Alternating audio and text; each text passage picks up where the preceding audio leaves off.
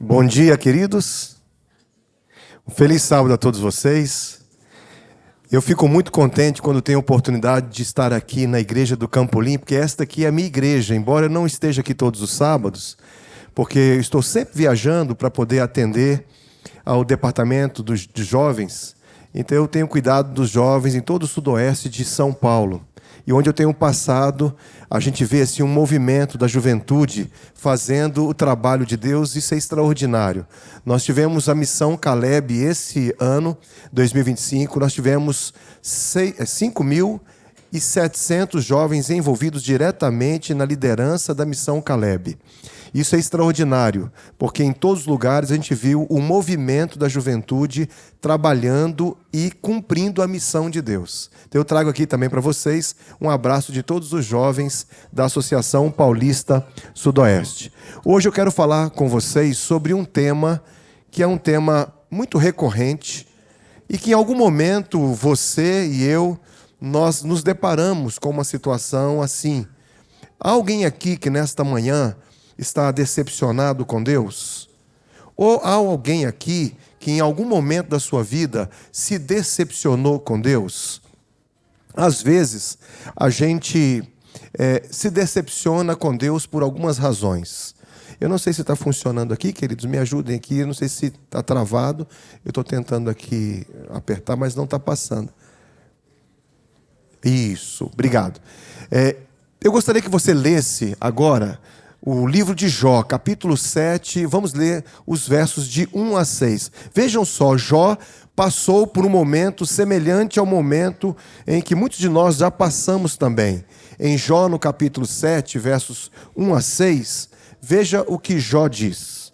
Jó, capítulo 7, versos 1 a 6. Preste atenção no que Jó externa aqui nesse capítulo.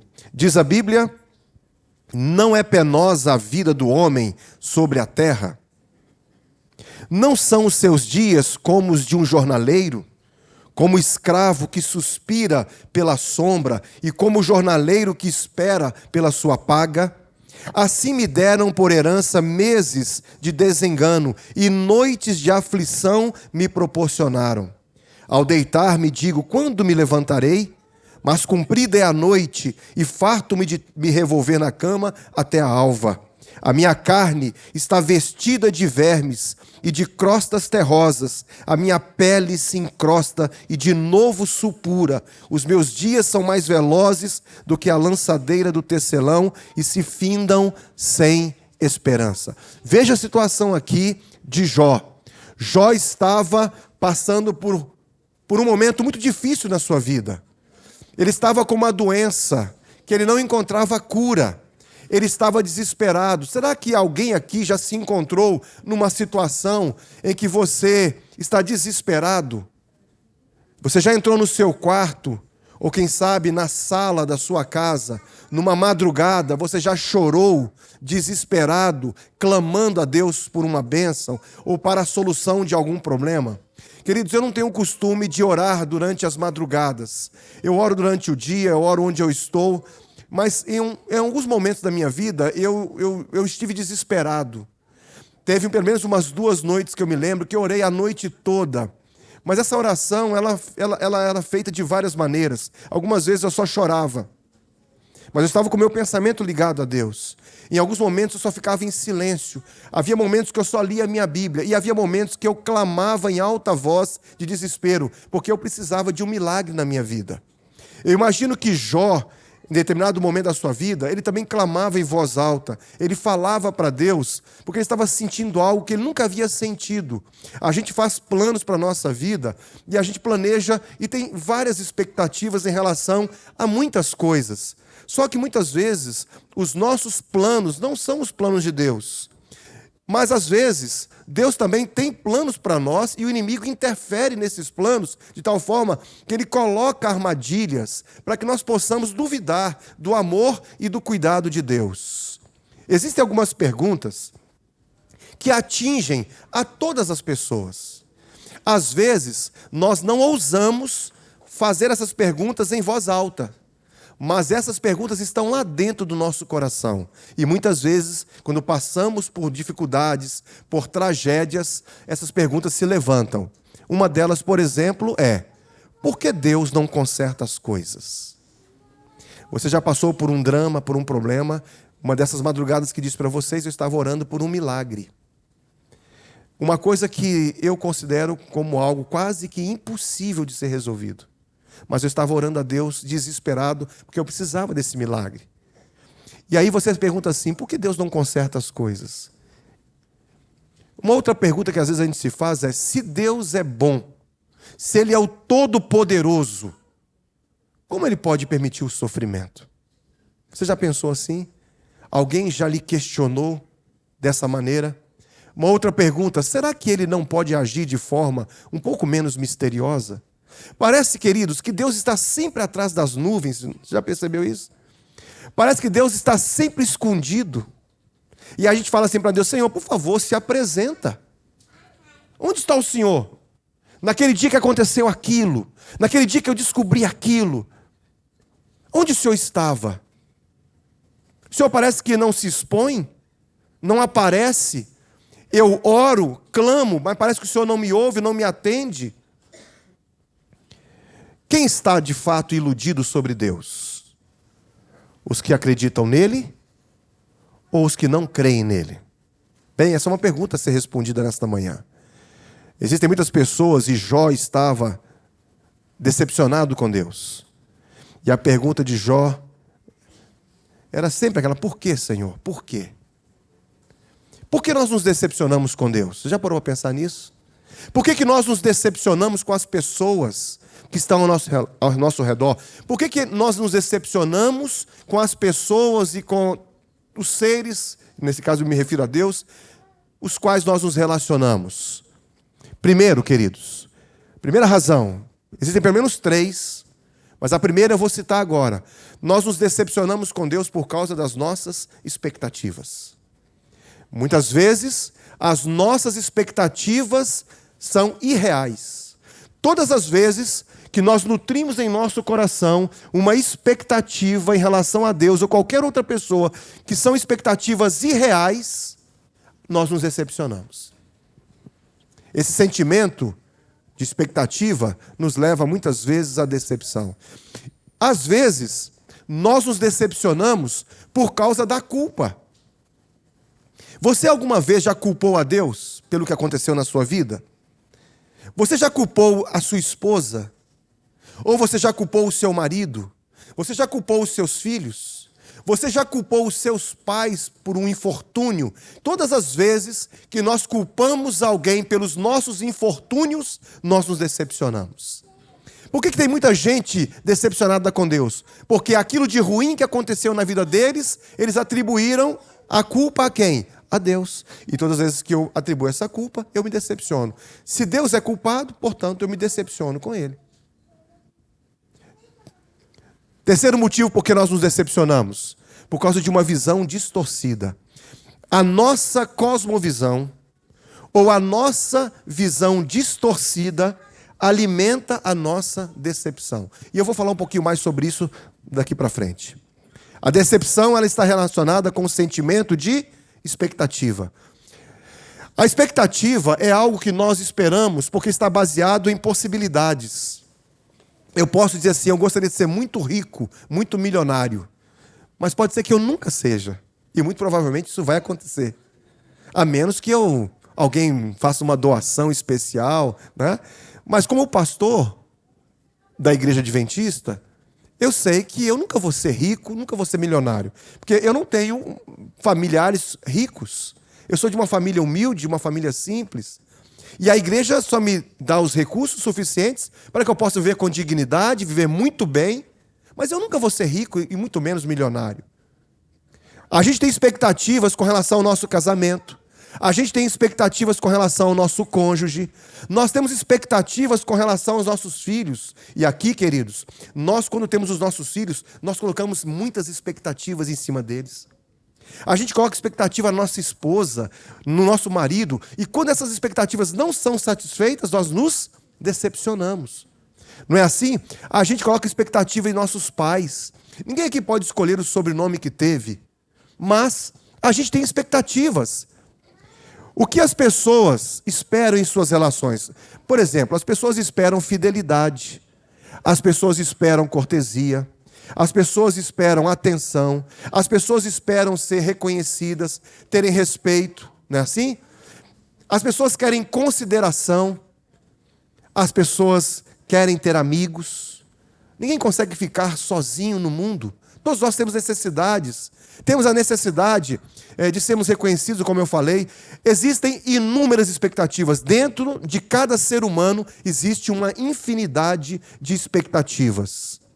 Agora, quando o resultado supera aquilo que a gente tem vontade, a gente diz assim, cara, isso superou as minhas expectativas. Quantas vezes isso acontece conosco? Mas, quando as nossas expectativas não são atendidas, então nós nos frustramos e nos decepcionamos. E isso mina a nossa motivação e o nosso entusiasmo. Por que tem tanta gente desanimada? Porque tem tanta gente que se sente um derrotado, porque colocou as expectativas em coisas erradas. É sempre importante ter o plano B em nossa vida. Tem gente que fala assim, Senhor, eu quero me casar e quero me casar com aquela fulana. Se não for com aquela fulana, para mim, não serve. Certamente eu vou me decepcionar, porque se não é a vontade de Deus que eu me case com aquela pessoa, eu vou culpá-lo e eu vou me decepcionar. Jó tinha suas expectativas, queridos. Agora, Deus nunca prometeu que seus filhos não passariam por sofrimento. Jesus disse assim, no mundo tereis aflições, mas tende bom ânimo, porque eu venci o mundo. Jesus passou por provações. Deus concedeu o seu filho para morrer por nós e Jesus foi massacrado, foi humilhado, ele foi morto. Deus não poupou o sofrimento na vida de Jesus. Jó tinha a expectativa de que porque ele era inocente, ele deveria estar livre das situações de calamidades e de sofrimentos. Você já pensou assim? Senhor, eu sou teu filho. Senhor, eu sou fiel a ti. Por que essas coisas estão acontecendo comigo? Queridos, Deus não era injusto pelo que estava acontecendo com Jó. Deus não era injusto. Não podemos nutrir a expectativa de que Deus vai nos poupar de todo o sofrimento em nossa vida. E se pensarmos nisso, nós vamos nos decepcionar. Há alguém aqui, nesta manhã, que está decepcionado com Deus? Agora eu pergunto, quais foram as expectativas que você, que eu, que colocamos em Deus? Quais foram? Outra coisa, o que lhe ensinaram sobre Deus? Quando eu era criança, eu aprendi que se eu fizesse alguma coisa errada, Deus iria me castigar. Alguém já aprendeu isso? E aí, quando eu fazia alguma coisa errada, qual que era o meu medo? Eu vou ser castigado.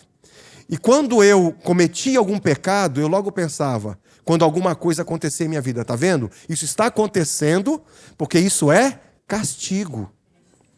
Como é que as pessoas lhe apresentaram a Deus? Queridos, sabe qual que é a maior prova de que Deus nos ama? Sabe qual é? A maior prova de que Deus nos ama é o fato de que eu posso rejeitá-lo. E isso não vai mudar o que Ele sente por mim. Não é extraordinário isso? Mesmo que eu rejeite, mesmo que eu dê as costas para Deus, mesmo que eu diga assim, Senhor, eu não quero ser o teu filho, eu não te reconheço como meu pai, mesmo que eu dê as costas para Jesus e assim, eu não quero, eu vou embora, por favor, Senhor, dá-me o direito de viver, afinal de contas a vida me pertence. Isso não vai mudar o que Ele sente por mim, Ele vai continuar me amando.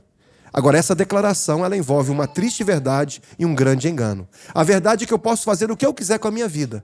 O engano é pensar que por isso a vida me pertence. Queridos, tudo o que existe nesse planeta pertence a Deus. A sua vida pertence a Deus. Aí você pode dizer assim, pastor, mas quer dizer então que a casa que eu comprei, ela pertence a Deus? Eu digo, sim, ela é de Deus. Pastor, mas e o carro que eu comprei também pertence a Deus? Eu digo para você, sim. Pastor, quer dizer que eu não sou dono de nada? Exatamente isso que eu estou te dizendo. Você não é dono de nada. Pastor, então se eu não sou dono de nada, eu sou o quê? Você é um mordomo. Você é um administrador. Deus te deu tudo para que você possa administrar. E quer bebais, quer comais, ou façais qualquer outra coisa, dirigindo, jogando futebol, você lá na sua empresa, faça tudo para a glória de quem? De Deus. É isso que Ele espera de cada um de nós. Muitas vezes, queridos, a gente não sabe quem Deus é e nem como Deus se comporta. Muito provavelmente, todos nós que estamos aqui jamais iremos compreender plenamente a Deus. Deus, Ele é incompreensível. Deus é inconhecível até mesmo nas Escrituras. Por mais que a gente tente compreender a Deus, nós só temos um lampejo daquilo que nós pensamos ser Deus. Deus é homem ou é mulher? Deus é masculino ou feminino? Deus é tudo isso. Alguém aqui já deve ter assistido aquele filme chamado A Cabana, e lá Deus é apresentado como uma mulher. Não há nenhuma intenção de provocar, no sentido de ser rebelde, mas Deus, Ele é feminino e Ele é masculino. Deus, Ele é tudo. Deus é a fonte da verdade, todas as verdades têm raízes em Deus. Ele é atemporal, Ele está fora do tempo. Ele é espiritual, Ele está fora do espaço. Ele é a primeira causa. Tudo que foi feito, sem Ele, se fez. Ele criou tudo. Deus não foi criado, Ele é a primeira causa. Você está decepcionado com Deus? Que tipo de Deus lhe apresentaram na infância? Talvez tenhamos sido ensinados de forma equivocada a respeito de quem Deus é e como Ele se comporta. E aqui eu gostaria de dizer para você, na época de Jó, tudo o que acontecia era atribuído a Deus. Então Deus era o responsável por tudo. Então os amigos de Jó diziam para ele assim: Jó, Deus é perfeito, Deus, Ele é criador, Ele é onipotente, onisciente. Deus não erra, não há erro em Deus. E se você está passando por isso, está tendo essa doença, é porque você é perverso. Porque Deus só vai trazer consequências e doenças sobre alguém que pecou. Então reconheça o seu pecado. E Jó sabia que ele era inocente. Jó sabia que ele não tinha culpa. Muitas vezes nós culpamos a Deus, muitas vezes nós nos culpamos e muitas vezes as pessoas nos culpam. Mário Sérgio Cortella, ele fala de uma palavra que é a palavra esperança. E ele cita dois verbos. Ele cita a palavra esperar, que é um verbo, e o verbo esperançar. Quando nós passamos pela pandemia, eu tive um problema muito sério, que eu era pastor da igreja do NASP Hortolândia, e foi muito difícil pastorear a igreja no período da pandemia. E eu sei que naquela época, todos nós estávamos preocupados, angustiados, mas existiam duas classes de pessoas na pandemia. Não sei se você se lembra disso. Haviam aqueles que só esperavam, e haviam aqueles que esperançavam. A palavra esperar tem o sentido de sentar e esperar, cruzar os braços. Muitos na pandemia fizeram assim. O segundo sentido é fazer algo ao invés de esperar pelo outro. O que acontecia? Muitas vezes, algumas pessoas pensavam assim, falavam: eu vou esperar o que o governo vai determinar. Eu quero ver o que a igreja vai fazer. Ficavam só esperando. E muitas vezes espalhavam uma série de fake news. Aí eles culpavam ao governo, culpavam a empresa, o Estado, a sociedade, o país, esperando por Deus que Ele fizesse alguma coisa. Mas, queridos, havia aqueles que esperançavam. Eu, por exemplo, conheci uma médica lá no NASP, Campus Hortolândia, talvez alguns de vocês aqui a conheçam. É a doutora Josélia, é uma cardiologista, a esposa do Elias, que era engenheiro, e ele era ancião na época da nossa igreja. Esperançar é entrar em cena. Esperançar é intervir, é interferir. Eu me lembro que os jovens nessa época, em 2020, os jovens saíram no período da pandemia, quando só podia ter o culto online, os jovens saíram visitando os membros da igreja, fazendo serenatas. Esses jovens estavam esperançando. Eu me lembro de um líder de igreja chamado Ayrton. Ele faleceu há poucos anos atrás, mas em 2021 ele estava vivo. Ele era o diretor do departamento do Ministério da Idade de Ouro da terceira idade. Ele, durante o período em que eu pregava online para a igreja e para outras pessoas que acompanhavam pela internet, ele saía com os anciãos da igreja, convidou o pastor Daniel, que era o nosso pastor associado, e ele ia visitando todos os idosos da igreja. E ele chamava as pessoas iam para a janela, ou para a varanda, ou para o portão, eles cantavam, o pastor Daniel fazia um sermonete, e eles estavam apacentando ali a igreja, me ajudando como pastor. Queridos, eu recebi um WhatsApp de uma médica, que é a doutora Josélie. Olha só, no momento assim de desespero, de angústia, eu estava com muita dificuldade para poder pastorear o distrito. Imagina uma igreja com 3.500 membros no livro da igreja, mais ou menos uns 2.800 membros que congregavam a cada sábado. De repente eu me encontro atrás de uma câmera falando para todo mundo, mas sem poder olhar no rosto dessas pessoas. Eu pregava, olhava para a minha igreja estava vazia. Poucas pessoas ali assistindo, que era quem me dava suporte. Aí, a doutora Josélie mandou para mim, numa sexta-feira à noite, esta mensagem. Ela disse assim, olha, eu e meu esposo estamos orando constantemente pelo seu ministério e família. Tudo que um pastor mais queria nesse momento era isso. Sabemos que os desafios são grandes, mas vamos superá-los juntos. Conte conosco para o que precisar. Se souber de pessoas que desejam estudar a Bíblia num clima de acolhimento familiar, fale conosco. Essa tem sido a nossa motivação maior. Amanhã começamos a temporada 2021, iniciando um estudo do livro dos Escolhidos, num projeto paralelo de PG de adultos e crianças. Vamos estudar a série Conflito nesses próximos 3 anos, entremeando nossas leituras, todas as grandes doutrinas. Estamos muito animados, queridos. A doutora Josélie, eu não tenho a conta, eu perdi a conta de quantas pessoas da igreja ela ajudou durante a pandemia. Ela trabalhava no pronto-socorro lá em Sumaré, ela atendia o dia inteiro, naquela loucura, pessoas que morriam, pessoas que estavam precisando de cuidado. Ela chegava em casa e ela não ficava esperando, ela ficava esperançando, ou seja, ela continuava ali estudando a Bíblia com as pessoas através do Zoom. Essa médica ajudou inúmeros irmãos na pandemia. Queridos, eu quero caminhar aqui para poder finalizar. Quais são as suas expectativas? Elas são razoáveis? De quem é a culpa? Jó coloca a culpa em Deus. Agora, Adão e Eva também colocaram a culpa em Deus. Quando a Eva cometeu o pecado, a Bíblia diz assim que Deus estava ali no jardim, eles estavam envergonhados, não foi isso? Aí Deus perguntou assim, Deus fez a pergunta, Adão, onde estás? Ele disse assim, olha, eu estava aqui no jardim, ouvi a tua voz, eu fiquei envergonhado, me escondi, tive vergonha. Então ele se escondeu. A pergunta era, onde estás? Ele se escondeu. Aí Deus perguntou assim, quem te fez saber que você estava nu? Ele falou assim, olha, Senhor, eu estava aqui, mas a minha mulher trouxe para mim um fruto e eu comi. A culpa é de quem?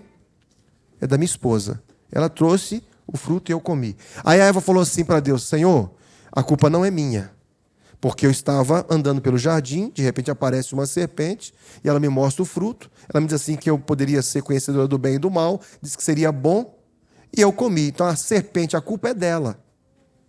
Quem que criou a serpente? Deus. Naturalmente, então a culpa era de quem? De Deus.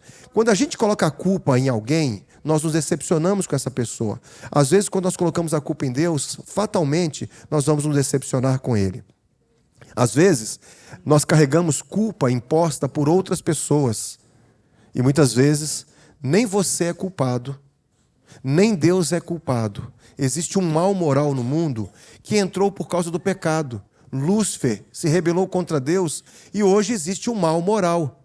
Essa atitude de culpar a Deus pelo que acontece conosco pode impactar na nossa compreensão a respeito da justiça de Deus.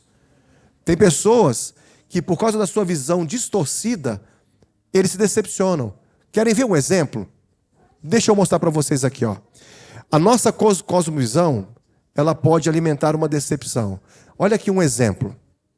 Deus atende todas as orações. Você crê nisso? Se Deus atendesse todas as orações feitas seriam atendidas. É uma coisa óbvia. Por que Deus não atende algumas as orações? Pastor, não, Deus atende, não. Deus responde a todas as orações. Mas Ele não atende a todas. Porque se Deus atendesse a todas, toda oração que foi feita aqui, desde que você nasceu até hoje, Deus deveria ter atendido. É que Deus tem uma resposta para cada oração. Ele responde a todas. Sim, não e às vezes, espere um pouco. Então Deus não atende todas as orações, Ele responde. Se eu começar a pensar que Deus tem que atender todas as orações, eu vou me decepcionar com Ele. Quer ver um outro exemplo aqui? Ó? Deus cura todas as doenças. Será? Se Deus curasse... Ele tem poder para curar todas as doenças? Sim, é lógico. Mas Ele cura todas as doenças? Não. Porque se Deus curasse todas as doenças, eu poderia dizer o seguinte, olha, por que nós oramos por alguém que estava com câncer aqui na igreja e que veio a falecer? Deus atendeu ou não atendeu? Deus não atendeu, porque Ele tinha poder para atender. Gente, queridos, Deus tem os seus recursos. Deus tem a sua agenda. A agenda de Deus não está determinada pelo que nós fazemos ou pedimos. Nós temos a nossa listinha ali para Deus, né? Senhor, eu quero isso, eu quero isso, eu quero aquilo. Mas Deus não está limitado à nossa agenda, Ele tem a sua própria agenda. Eu falei lá na escola sabatina dos jovens que muitas vezes Deus não nos concede aquilo que nós pedimos. Mas Deus fala assim, amigo, meu filho, eu não vou te dar tudo. Você vai sofrer, você vai ter dificuldades. A história de Jó é uma história de sofrimentos, de esperança. Bênçãos, sofrimento e esperança. Deus nunca nos prometeu que nós vamos estar livres de problemas aqui nessa terra. Jesus fala assim, ó, se você tiver que entrar no céu e o seu olho for um problema, arranca o olho, mas entra no céu. Se o seu problema é um braço, ele vai te impedir de entrar no céu, arranca esse braço, mas entra no céu. Às vezes Deus permite que a gente sofra, que a gente passe por dificuldades, porque Deus quer que a gente entre aonde? No céu. Deus permite que algumas coisas aconteçam e a gente perceba que a gente não tem o controle de todas as coisas, porque nós só vamos entrar no céu pelo mérito de quem? Dele. Se Deus sabe que vai me dar uma coisa, isso vai me impedir de entrar no céu, Ele não vai me conceder. Porque quando Deus olha para a nossa vida, Ele não olha simplesmente para 70 anos. Deus não olha assim para 90 anos, 100 anos. Quando Deus olha para mim, para você, quando Ele olha para a nossa vida, Ele olha com uma perspectiva da eternidade. Nós vivemos, como criaturas finitas que nós somos, numa esfera ordinária. A única coisa que a gente vê é o que está diante dos nossos olhos, mas Deus enxerga além dos nossos limites. E Ele sabe o que é melhor para nós. Uma outra visão distorcida. Os bons atos beneficiam. Os maus atos prejudicam. Às vezes, os maus atos não prejudicam. Querem ver um exemplo? Uma pessoa que é extremamente corrupta. Ele rouba. Ele usa de meios indevidos para poder se enriquecer. Esse ato aí, muitas vezes na área financeira, não prejudica. Porque ele fica cada vez mais rico. Então não bate. E aquela pessoa que é extremamente humilde, trabalhadora, mas ela acabou, por um infortúnio da vida, perdeu o seu cônjuge. Aí uma senhorinha caridosa, já envelheceu, não conseguiu refazer a sua vida, não conseguiu um companheiro, não conseguiu ter uma boa condição financeira, mas ela sempre foi muito caridosa, uma pessoa sincera, sempre serviu a Deus. Só que ela vive numa situação de muitas vezes passar algumas necessidades. Será que os bons atos beneficiam? No caso dela, alguém pode dizer, não beneficiam. Mas Deus não olha com a ótica humana. Deus não olha dessa maneira, porque senão nós vamos nos decepcionar. Queridos, antes de contar essa história, eu queria só compartilhar com vocês alguma coisa da minha vida. Eu já contei aqui a minha experiência, pode ser que eu tenha contado assim com muitos detalhes, e hoje eu só vou mencionar porque eu tenho intenção de contar algo que vai ter a ver com isso que eu vou falar aqui agora. Eu sempre tive um sonho no meu coração, e o meu sonho era ser jogador de futebol. Eu queria jogar num time grande e queria um dia ir para a seleção brasileira. Em 1986, eu entrei na escolinha do Cruzeiro, eu sou mineiro de Belo Horizonte. Eu comecei a jogar no Cruzeiro e fiquei 2 anos no Cruzeiro. Eu joguei dos 13 aos 15 anos. Com 15 anos, eu recebi uma convocação para participar da seleção brasileira de infantis, que hoje seria a seleção brasileira sub-17. Mas com 15 anos, eu conheci a igreja adventista. E eu abandonei a minha carreira, deixei o cruzeiro, deixei a seleção. Eu fui o primeiro adventista na minha família, foi uma loucura. Meus pais não entendiam, não conseguiam entender por que eu estava abandonando a minha carreira como jogador de futebol para poder guardar o sábado, porque eu queria guardar o sábado e todos os jogos da Federação Mineira de Futebol eram aos sábados. E eu abandonei a minha carreira. Eu fui batizado na igreja adventista. Deus é tão maravilhoso que Deus mudou os meus sonhos. O que a gente deveria pedir hoje é o seguinte: Senhor, ajuda-me a sonhar os teus sonhos para mim. Porque às vezes a gente sonha tanta coisa, né? Mas os nossos sonhos não são os sonhos de quem? De Deus. Então a gente deveria pedir assim: Senhor, por favor, me ajude a sonhar os teus sonhos para mim. Deus é tão maravilhoso que Ele transformou a minha vida, queridos. Aquela paixão que eu tinha pelo futebol, de ser jogador de futebol, Deus colocou um outro sonho no meu coração. Eu passei a desejar ser um pastor da igreja. Queridos, Deus é tão maravilhoso que Deus, quando Ele faz uma obra na vida de uma pessoa, Ele nunca faz uma obra pela metade. Deus sempre faz uma obra completa. Já viram e já ouviram aquele texto que diz assim: Deus opera em nós tanto o querer como efetuar segundo a sua vontade? Deus colocou no meu coração um novo desejo. E Deus me deu o poder para cumprir aquilo que Ele me pedia. Por que eu estou falando isso? Fui para o seminário, e aí, quando eu fui para o colégio, eu já estava namorando com aquela que hoje é minha esposa. Eu tinha 15 para 16 anos. Ela tinha 14 anos quando nós começamos a namorar. Quando eu fui para o colégio, eu fiquei lá 1 ano e namorei por carta. Eu escrevia 2 cartas, e ela escrevia 2 cartas, e a gente só namorava por carta, não tinha internet naquele tempo, que eu estava no colégio. A internet veio 2 anos depois. E eu só escrevia carta e recebia cartas. Quando eu voltei, nós éramos adolescentes, né? Ela já estava bem diferente, mais bonita do que era. Porque o adolescente ele passa por um processo de transformação, né? E cada vez que eu encontrava com ela, ela estava diferente. Por quê? Porque ela estava passando por transformação no seu corpo, na sua forma de se apresentar. E eu me lembro, queridos, que quando eu estava no 3º ano de teologia, porque depois ela foi para o colégio, terminou o ensino médio, e eu fiz 2 anos de teologia, e no 3º ano eu me casei. E aí, meus pais não tiveram condições de pagar os meus estudos. E eu trabalhava para pagar meus estudos, e também, como eu me casei no 3º ano de teologia, eu tive que também pagar as despesas do meu casamento. Então, no 3º ano de teologia, eu paguei todas as despesas do casamento e tive que comprar todos os meus móveis. Em 93, no mês de janeiro, eu comportei em Mogi das Cruzes, aqui em São Paulo, eu e minha esposa. Nós ficamos dormindo na igreja e a gente visitava as igrejas evangélicas e vendia aquela coleção. Nós vendemos 14 coleções de belas histórias da Bíblia. Foi o suficiente para a gente poder comprar uma Brasília 74. Alguém aqui já teve Brasília? Ok. Alguém já teve Fusca? Aqui? Mais pessoas tiveram Fusca. A minha Brasília, ela tinha um problema sério. Ela tinha tanta folga no volante que quando eu dirigia assim numa BR, eu fazia assim, ela continuava retinha. Não mudava de direção, de tanta folga que tinha no volante. A minha Brasília tinha um problema. Aqueles que tiveram Fusca, quem teve Brasília sabe o que eu vou falar aqui agora. O Fusca e a Brasília tinham um problema na bobina. Quando ela estava velha, a bobina esquentava, o carro apagava. E eu viajei de Feira de Santana até Belo Horizonte com a bobina com problema. Então, a viagem inteira eu tive que parar quando a bobina esquentava, eu pegava a flanela, molhava e colocava na bobina para ela esfriar, para eu fazer de novo ali a ligação do carro e o carro continuar a viagem. A minha Brasília foi a única coisa que eu consegui comprar porque eu precisava no ministério ter um carro para dar assistência para a igreja.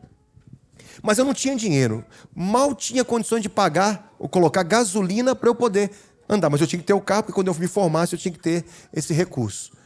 Mas quando eu me casei, eu comprei todos os meus móveis usados, porque eu não tinha condições de comprar meus móveis novos. Então eu comprei um fogão de 4 bocas, mas só funcionavam 2. 2 não funcionavam. Eu me lembro que eu não tive geladeira nos meus 2 primeiros anos de casado, morando na Bahia, naquele calor, imagine. Eu morava numa vila, que era a Vila dos Teologandos, eram apartamentos que eram alugados para a gente pagava ali, e meus amigos me ajudavam com gelo para que eu pudesse colocar no meu suco e também quando eu precisava. Mas não tive geladeira nos meus 2 primeiros anos de casado. Não tive cama nos meus primeiros 3, 4 meses, que eu me lembro. Só tinha um colchão. Não tinha muita coisa. Tinha uma mesa de fórmica na cozinha e nada mais. Eu não passei fome no colégio. Mas eu digo para vocês, sem nenhuma vergonha, eu passei muita necessidade. Eu me lembro que leite, por exemplo, eu só tomava leite uma vez por semana. Passava a carroça na sexta-feira, a gente já ficava esperando, comprava o leite para tomar no dia de sábado. Durante a semana era cevada. Eu não tinha condições de ficar comprando muita mistura. Lá na minha casa tinha um pé de mamão. O pé de mamão deu o ano todo. Dizem que na Bahia é normal, é comum dar mamão o ano todo. Mas se não é comum, com certeza foi um milagre. Porque eu comi mamão o ano inteiro. E aquele pé de mamão era um pé de mamão pequeno. Mas, gente, era incrível. Todos os dias tinha mamão naquele pé. Eu não sei explicar. Você pode dizer assim, não, você está mentindo. Gente, eu vivi isso. E eu me lembro que, às vezes, eu comia mamão maduro de manhã, no café da manhã, e à tarde, quando eu não tinha uma mistura, de vez em quando, a gente pegava mamão verde e fazia ele todo picadinho, como se fosse chuchu e abobrinha, e eu fazia mamão verde refogado para comer junto com o arroz e o feijão. Gente, alguém que já comeu mamão verde picadinho?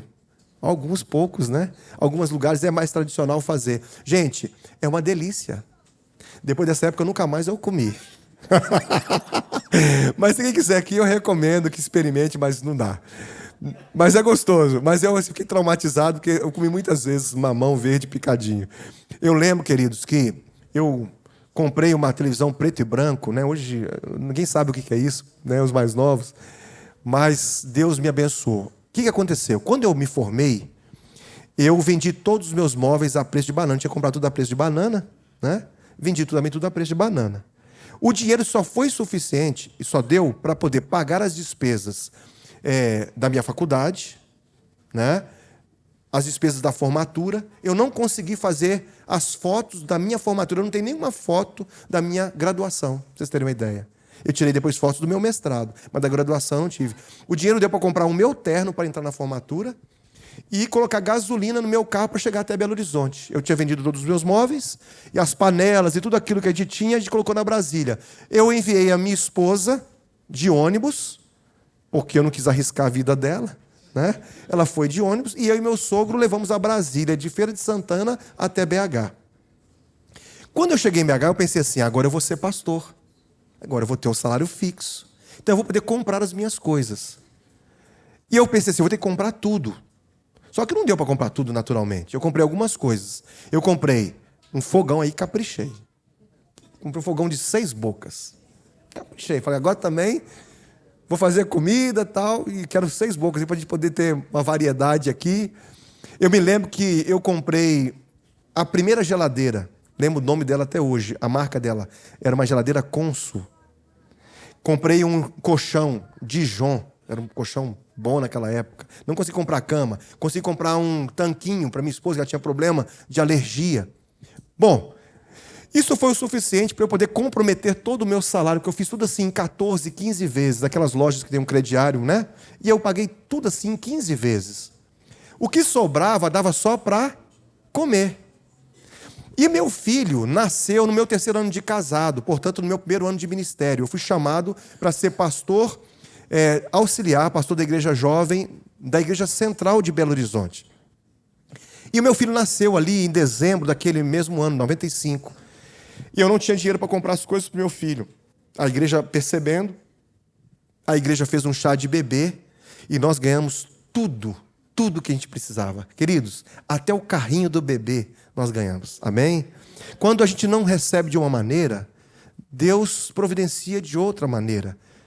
Mas a gente tem que confiar. E se não vier também, está tudo certo. Se Deus quiser, Ele vai fazer. Se Ele não quiser, Ele não vai fazer. E se Ele fizer, Ele é Deus. E se Ele não fizer, Ele continua sendo Deus. Ele é Deus. Deus é Deus. Ele vai sempre cuidar de nós. E eu me lembro, queridos, que no ano seguinte eu fui transferido para o distrito de Sete Lagoas.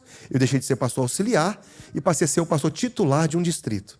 E eu me lembro que nós já estávamos nesta época, julho, agosto, e o frio estava pegando.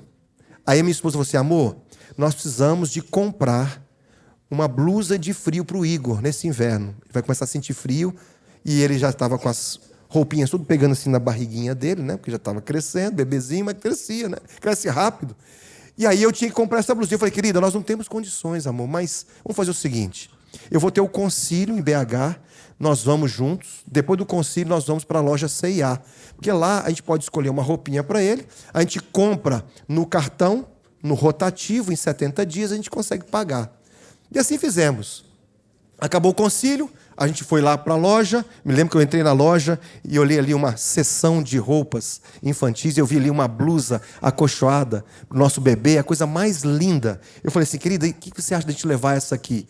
Ela falou assim: amor, nossa, que linda, vamos levar. Mas aí quando eu virei a etiqueta assim, vi o valor, falei: querida, não vai dar para a gente poder levar. Não vai dar. Porque vai sair fora do nosso orçamento. Aí eu falei assim: vamos ver uma outra roupa. Aí fomos ali numa outra sessão, olhamos uma roupinha mais simples, eu vi que dava. Falei: querido, olha essa aqui, essa também é tão linda. Eu falei assim: amor, ela é bonitinha. E aí assim, eu já desanimei, né? Porque assim, eu também já não estava achando ela tão bonita assim. Mas a minha esposa falou assim: amor, ela é bonitinha, se você quiser levar, vamos levar. E aí uma compra que levaria no máximo alguns segundos, já estava levando alguns minutos. Porque a gente só podia levar aquela, mas a gente queria levar qual? Aquela outra. Nosso filho merecia o melhor. E era apenas uma peça de roupa para o nosso filho, era só isso que a gente precisava, nada mais do que isso. E naquela hora, que nós estávamos naquela indecisão, entrou dentro da loja C&A um jogador de futebol que eu conhecia. Aí ele entra na loja com a esposa dele e 2 filhinhos. Quando ele entrou na loja, eu já reconheci, porque eu sempre acompanhei futebol, né? E eu estava em Minas Gerais, sou torcedor do maior de Minas, que é o Cruzeiro, desculpa, que foi uma recaída. E era um jogador do Atlético, eu conhecia o do meu rival também, né? E aí ele entrou, e aí eu olhei e falei assim: querida, cutuquei minha esposa, falei assim: querida, olha quem está entrando na loja ali agora. Ela olhou, falei: o que é, amor? Quem que é? Falei: é o Dedê, é o lateral esquerdo do Atlético Mineiro. E aquilo me empolgou, né? Porque eu sempre gostei de futebol. E aí quando eu falei para ela, ela olhou para ele. A primeira coisa que ele falou para a esposa dele, quando ele entrou na porta da loja, foi e falou assim: querida, para a esposa dele, pode comprar o que você quiser. Imagina o que o servo do Senhor aqui pensou naquela hora. Gente, eu vou dizer uma coisa para vocês. Vem um pensamento em minha mente que eu tenho certeza que foi o demônio. Foi o inimigo de Deus. Vem um pensamento assim, está vendo aí? Se você estivesse jogando até hoje, você poderia comprar o que você quisesse. Mas agora, você está precisando só de uma roupa para o seu filho, uma peça de roupa. Você abandonou tudo por amor a esse seu Deus, e agora que você está precisando de algo aqui, que é algo tão simples, Deus virou as costas para você. Onde está o seu Deus? Gente, eu nunca senti, eu não senti isso muitas vezes na minha vida. Mas em 2 ocasiões eu senti isso que eu vou falar para vocês. Um desses momentos foi um momento de uma tentação que eu tive. Que eu senti o demônio do meu lado ali. Alguém já deve ter sentido isso aqui também. Você sente o inimigo assim, muito perto de você, que você está quase cedendo a uma tentação, e você sente ali um ambiente pesado. E eu senti também nessa ocasião, naquela loja, porque eu estava sendo tão oprimido com aqueles pensamentos, que eu comecei a passar mal. Eu falei assim: amor, eu não estou me sentindo muito bem, vamos embora. Minha esposa não entendeu muito bem, falou assim: tá bom, amor, vamos embora. Ela percebeu que eu não estava bem, mas não perguntou. E aí, queridos, eu não pude comprar aquela blusa que eu queria, infelizmente. E aí eu comprei aquela blusa mais simples. Já estava levando para casa a roupinha para o nosso filho. E aí eu falei para minha esposa assim, voltando para casa, falei assim: querida, se Deus quiser um dia, eu quero poder colocar um dinheiro na sua mão e falar assim: querida, pode comprar o que você quiser. Aquilo tinha marcado a minha vida de uma forma que vocês não podem imaginar. E o tempo todo aquela coisa ali, né? Tá vendo aí? Cadê o seu Deus? Onde está o seu Deus? Quando você mais precisa, ele vira as costas para você. Aí, queridos, quando eu cheguei em casa, Nós abrimos a porta de casa em Sete Lagoas, a minha esposa falou comigo assim: amor, sabe qual foi o pensamento que me veio à mente quando você me apresentou e me mostrou aquele jogador de futebol? Eu falei: não, amor. Ela falou assim: me veio um pensamento que se você estivesse jogando até hoje, você poderia comprar o que você quisesse. Aí eu entendi. Eu falei assim: querido, eu tive o mesmo pensamento, não estou me sentindo bem. Eu não penso em outra coisa, só penso nisso o tempo todo. O inimigo está tentando me fazer duvidar de que Deus está cuidando da gente. Aí nós nos ajoelhamos. E nós oramos naquela hora, querido. Nós abrimos a porta, ajoelhamos e oramos. Deixa eu dizer uma coisa para você, jovem, você que está me ouvindo aqui, você, meu querido amigo e amiga. Às vezes, a gente tem que orar uma noite inteira. E a bênção só vai vir pela manhã. Mas será necessário que você ore a noite toda. Talvez seja necessário que você ore uma semana inteira. Talvez um mês. Talvez seja necessário que você ore por uma vida inteira por uma bênção. E a bênção só vai vir no final da vida. Talvez você ore a vida toda e Deus não lhe conceda. Vai te responder, mas não vai atender. Porque todas as coisas contribuem para o bem daqueles que amam a Deus e são chamados segundo o seu propósito. Queridos, eu estava orando há um mês. Era o dia de eu ir para Belo Horizonte para o Conselho de Pastores. E eu fui para o meu escritório fazer a minha meditação e o telefone tocou. Eu atendi. Era a irmã Margarida. Ela era dona de um dos principais hotéis de Sete Lagoas, o Hotel Real. Falou: pastor, o senhor está indo para o concílio hoje? Eu disse: sim, mãe, eu estou indo. O senhor pode fazer um favor para mim? Eu disse: sim, pois não. Falou: pastor, eu queria que você entregasse uma caixa que eu tenho que entregar para o pastor Gilberto. Você entrega para ele para mim? Eu falei: perfeitamente, mas eu entrego para ele. Depois do concílio, eu passo na associação e entrego. Ela falou: pastor, mas tem uma outra coisa que eu gostaria de te falar. Mas depois que eu te falasse, eu queria que o senhor fizesse uma coisa. Eu queria que o senhor não me perguntasse por que eu estou fazendo isso. Só entenda uma coisa. Foi Deus que pediu que eu fizesse. Não me pergunte. E eu não perguntei. Falei: tá bom. Ela falou: pastor, eu coloquei do lado dessa caixa um envelope. E o que está dentro desse envelope é do senhor e da sua família. O senhor pode fazer o que o senhor quiser. Tá bom. Peguei meu bebê, minha esposa, peguei meu carro. Já estava na hora de sair para o concílio. Eu passei na recepção do hotel, vi lá a caixa, um envelope do lado, peguei a caixa, me deu vontade de abrir o envelope para ver o que tinha dentro, né? Mas tinha algumas pessoas ali na recepção, eu acabei falando assim: não dá para poder abrir aqui agora. Saí ali da recepção, o carro estava parado em frente ao hotel, entrei dentro do carro, passei a caixa para minha esposa, fiquei com vontade de abrir o envelope para ver o que tinha ali, mas tinha algumas pessoas na calçada, falei: não vai dar para abrir aqui agora. Coloquei primeira no carro, arranquei, segunda, a primeira esquina eu já virei, encostei na calçada e falei: querida, por favor, abra, abra logo esse envelope, é que eu estou morrendo de curiosidade para ver o que tem nesse envelope. Queridos, vou dizer uma coisa para vocês. Quando a minha esposa abriu o envelope, vocês querem saber o que tinha ali? Querem saber? Eu vou falar então. Eu vou falar para vocês o que não tinha lá. Tá bom? Não tinha ali uma quantidade exorbitante em dinheiro. Não tinha. Mas eu vou dizer uma coisa para vocês. Também não tinha pouco dinheiro, não. Tinha o suficiente para poder olhar as notas que eu estava vendo ali dentro daquele envelope. Eu olhei para minha esposa assim, balancei minhas sobrancelhas. E falei: querida, hoje nós vamos a ceiar. Ah, vamos. Queridos, daquele dia eu fui para o concílio pastoral. Depois é que eu teria que ir para a loja. Nós estávamos assistindo lá, eu me lembro que eu me assentei no concílio, estava sentado lá no banco, né? E aí o presidente falando sobre crescimento de igreja, falando sobre verbas de evangelismo, construção de igreja, falando sobre espiritualidade, né? A nossa vida devocional. Enquanto o pastor falava lá, gente, eu não prestei atenção em nada. Eu só ficava assim, ó. Eu só via uma placa na minha frente assim: ceia, ceia. E eu não via a hora de chegar ali e tomar posse da minha bênção. Eu me lembro, queridos, que a gente foi comer. Eu engoli a comida, minha esposa também. E a gente saiu correndo e fomos em direção ao Shopping Del Rey, lá em Belo Horizonte. E, queridos, eu fiz questão de passar nos mesmos lugares que eu havia passado da outra vez.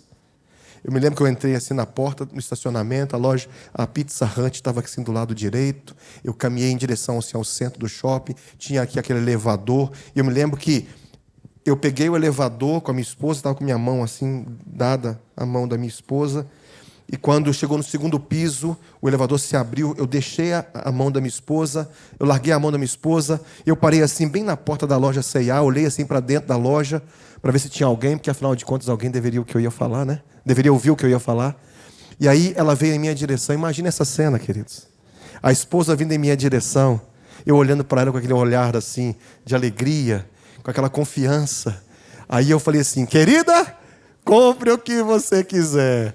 E foi uma festa, queridos. Que dia gostoso, que dia maravilhoso.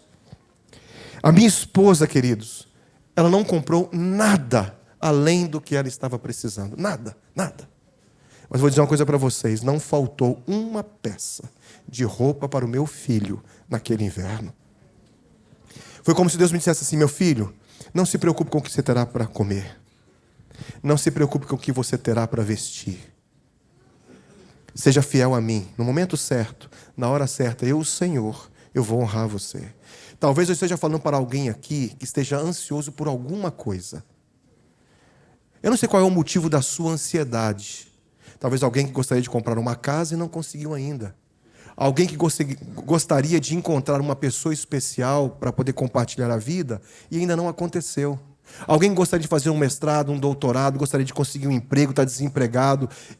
Um milagre na vida de um filho, um milagre na vida do marido, da esposa. Eu não sei o que você gostaria de receber de Deus, mas você está ansioso. Deus diz assim, confia em mim. No momento certo, na hora certa, eu, Senhor, eu vou honrar você. Queridos, um sobrevivente de um naufrágio, e com isso eu termino, ele foi para uma ilha deserta, chegou numa ilha deserta, salvando alguns poucos pertences, e naquela ilha ele começou a tentar sair daquela prisão, mas era uma ilha isolada. Ele fez de tudo o que pôde para sair, mas não conseguia, estava desesperado. Já fazia dias que ele estava ali naquela ilha e ele não conseguia se libertar daquela prisão. Ele construiu uma cabana para que ele pudesse se proteger do frio. Alguns poucos pertences estavam ainda ali dentro daquela cabana. E aí, num dia que ele estava muito aflito, já estava com muita fome, ele resolveu sair para poder encontrar algum tipo de alimento, alguma comida, mas ele saiu, andou o dia todo praticamente, não conseguiu nada. Ele estava com muita raiva de Deus.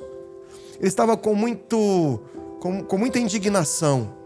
E como se não bastasse, quando ele estava voltando no finalzinho da tarde, ele, ao chegar assim no topo de uma montanha, ele avistou a sua cabana. Ele percebeu que a sua cabana estava em chamas. Ela estava pegando fogo. E ele só viu aquelas chamas e aquela cortina de fumaça subindo até o céu. Aí ele se revolta ainda mais e ele diz assim, Deus, por que o Senhor está fazendo isso comigo? Por que o Senhor não me libertou ainda dessa prisão? Eu estou te clamando, te pedindo já há vários dias. E como se não bastasse, além de não me atender, o Senhor ainda permitiu que a minha cabana fosse queimada. E revoltado com Deus, naquela noite ele dormiu ao relento, reclamando, irado, revoltado contra Deus. Mas de manhã bem cedinho ele é acordado com o barulho de um navio que encosta ali naquela ilha. E ele se levanta e fala, mas o que está acontecendo? Eles chegaram até aqui, chegou ajuda. E aí ele foi perguntar para o marinheiro, e falou, mas como é que vocês me descobriram aqui? Aí o marinheiro disse assim, nós vimos o sinal de fumaça.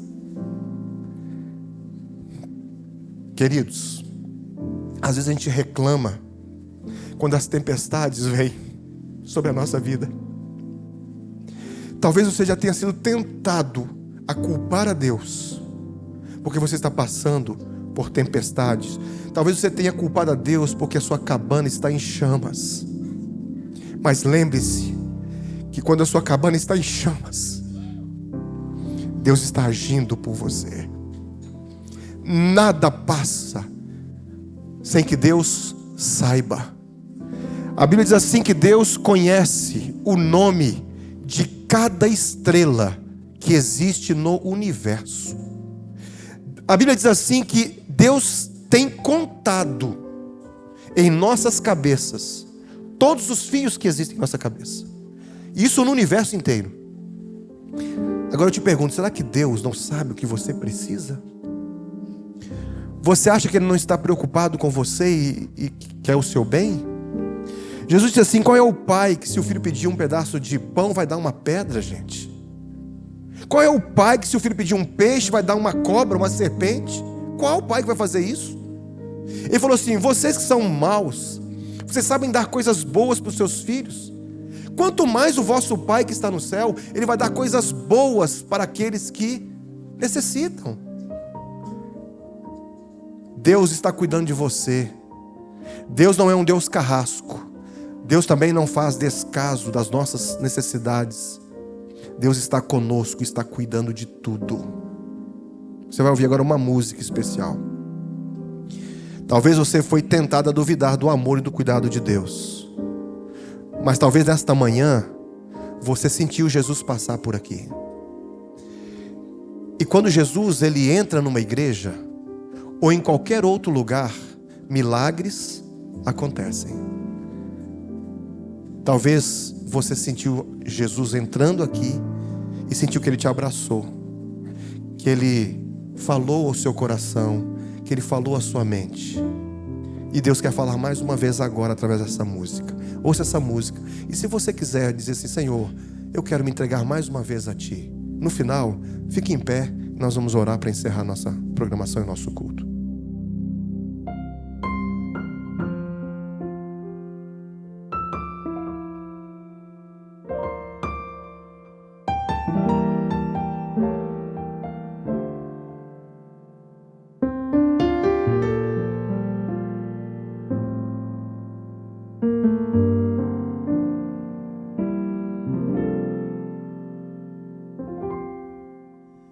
Quando só em pensamento eu contemplo Teu poder, vejo as Tuas maravilhas, vejo lindo entardecer. Me pergunto assim, calado, o que fiz pra merecer esse amor tão declarado, esse dom que vem de Deus?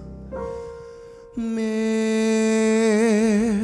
desejo é ser leal, meu desejo é ser fiel, é viver o dia a dia, já sonhando com o céu.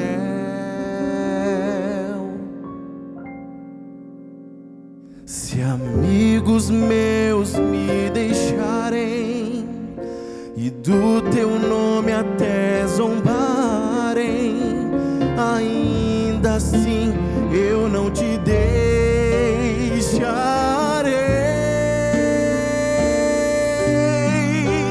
E como fez Jacó, eu não te deixarei, se não me abençoares, Senhor. Eu só vou poder dormir em paz e só vou descansar se comigo Tu ficares, meu Deus.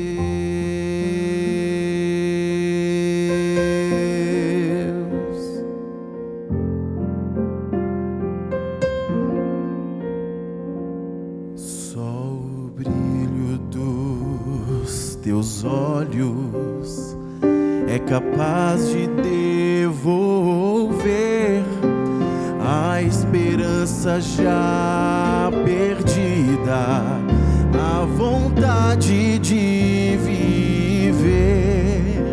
Só Teu braço tão amigo é capaz de me envolver no calor do Teu abrigo,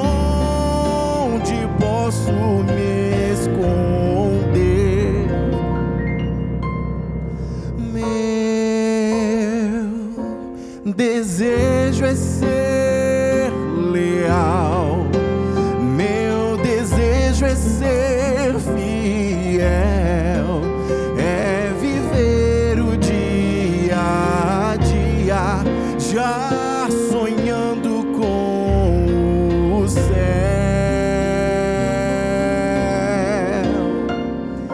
Se amigos meus me deixarem e do teu nome até zombarem, ainda assim eu não te deixarei.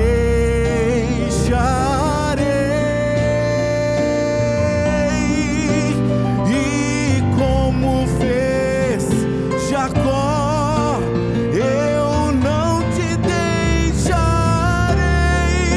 se não me abençoares, Senhor.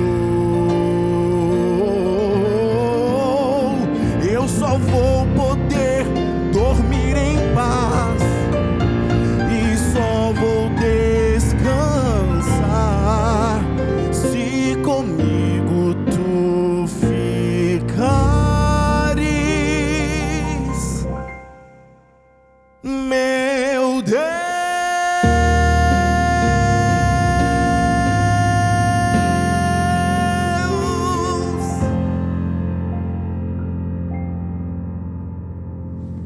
Se você quiser ficar em pé, nós vamos encerrar com oração. Obrigado, Senhor Deus. Como foi bom a gente entrar na igreja hoje e sentir o teu abraço, sentir o teu amor, sentir o teu cuidado. Quantas vezes a gente duvidou do teu amor, do teu cuidado para conosco, e o Senhor sempre demonstrou que nos ama. E às vezes até quando a gente não percebeu, o Senhor cuidou de nós. Continue conosco, Senhor. Tenha misericórdia das nossas falhas, nossas faltas, e nos ajude a compreender cada vez mais o teu amor por nós. E que o Senhor possa voltar muito em breve e possa nos levar para o céu. Que cada pessoa que veio aqui nesta manhã possa sair daqui com a bênção proporcional que precisa para continuar firme nesta jornada até Jesus voltar. É o que nós te pedimos e agradecemos por Jesus.